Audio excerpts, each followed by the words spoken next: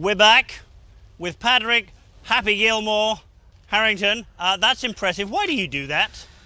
It's a natural move. It's what a kid would do, and it's actually how my own kids play a little bit of golf. It's how I keep them interested. I get them doing Happy Gilmores. It's really good for their golf swing. They make a much better, more dynamic, physical, good golf swing doing a Happy Gilmore than they do when they have to plant their feet.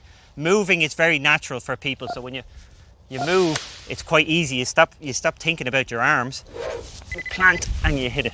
Now for my younger fella, he's 8, I actually get him doing it with an impact bag. So I actually get him a shaft, because again there's no weight in the shaft. He keeps it so much easier for him to swing a shaft than a weighted club. With a big bag, he's not afraid of missing the ball. So all that interpretation of the ball running along the ground, that's all gone. He gets the shaft and he just goes, just whacks it. Actual fact, he'll just keep whacking it. He will. But all those motions, every one of those swings I just made there is perfect golf swing. Even just whacking it down, whacking it back, all those motions are good for the golf swing, because all we're doing is swinging a stick. And for a young kid, we're just trying to build up being able to get his arms to fire fast with his body working. And what's more natural than hitting a bag? And what's more enjoyable? I'm enjoying it. I'm having great fun, actually. You know, one thing, if I might, in the break you showed me how you would actually use the impact bag, and you used it club head down. If you could just show us how you might use the impact bag with Happy Gilmore. I thought this was really interesting, and then we're going to hit some shots. I do it as an exercise. I actually use it as a speed exercise. So as I'm building up speed and trying to create speed, I'll spend some time. I think what's so interesting there is that you swing through. Traditionally, people would stop at the impact bag. Far from it in your case. I think that was years ago. It was Henry Cotton hit a tyre. And you know, that was found, if you hit it too hard, you're going to hurt your wrist. So I'm not telling you to fill that impact bag. I'm telling you to keep a very light impact bag. Even get a magazine and stand it up. Something that's not going to hurt your wrist, but it's big enough and it gives a bang when you hit it. Because again, that bang is what the kids love. They love that. And you like it too. Let's see you hit one now. Okay. I think the bag's safe there. You're not going to hit that. I think I'm okay with that. And then you said you were going to delve in a little deeper with some technical aspects. I know that's a beautiful golf shot. I know one thing you've been working on, we chatted, and that's actually with your practice swing to get the club head closer to your feet, to have the hands lower. So can you tell me a little bit about that? Ooh. I don't know if they want to know about that.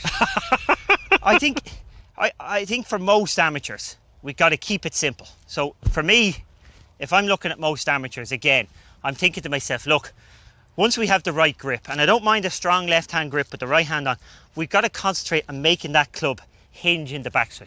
Now, the best way to get a hinge is actually to have a bit of rhythm in the backswing.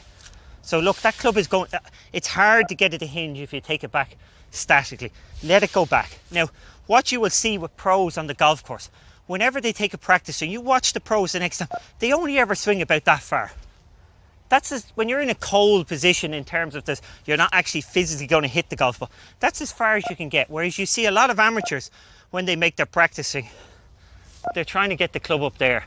And once they lift this right-hand side, they're losing all their power and all their accuracy. So I recommend for amateurs, especially, do a lot of practice swings and a lot of practice shots with a half backswing and a big follow through. So a half backswing will make you cock your wrists, will make the wrists go up. Half backswing. Well, JB Holmes is a strong hitter. I'm sure you've played with him, and he doesn't make a massive backswing, does he? No, but you even the guys who get up there, like even John Daly. John Daly has this big long swing, but this here never lifts in his golf swing. So when he swings back, yes, he can get his arms all the way up here and hinge down here, but he doesn't do it by lifting. So when you see, the problem only occurs when the amateur gets to here and he says, oh, I want to make a big swing. He's not supple enough to make that big swing, and he lifts. This is a power leak here. We always want to keep that hip, keep that angle in that hip. And that means when you're swinging cold in your garage or in your house, when you're swinging without a golf club, always keep it short and a big follow through. Short, big follow through. And plenty of swish, as you said earlier. Let's see you hit one more here, Padraig. Okay.